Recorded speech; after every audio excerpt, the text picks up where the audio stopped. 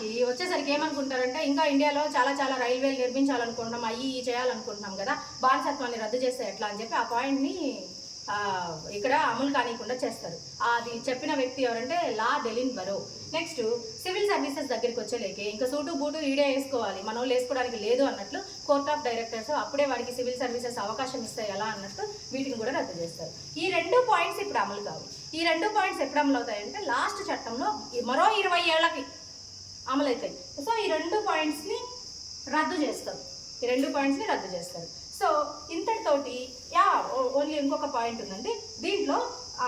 భారత మొట్టమొదటి governor general ఎవరు వచ్చారు? విలియం బెంటిక్ గారు వచ్చారు కదా. ఈ కార్యనిర్వాహక శాఖలో ఒక సభ్యుడికి కూడా అవకాశం అనేది కల్పిస్తారు. ఇక్కడ ఈ చట్టం ద్వారా భారతదేశంలో లా కమిషన్ స్టార్ట్ అవుతుందండి.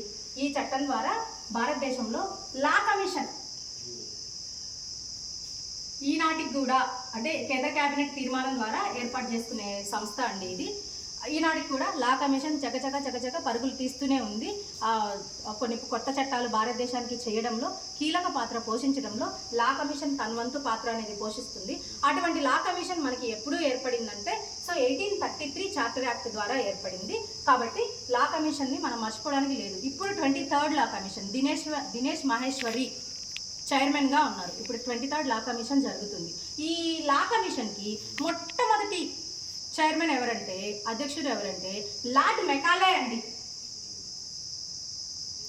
మెకాలే మొట్టమొదటి అధ్యక్షుడు ఎవరంటే మెకాలే అండి. మెకాలే మనకి 2-3 పాయింట్స్ దగ్గర వస్తూ ఉంటాడు, చూద్దాం.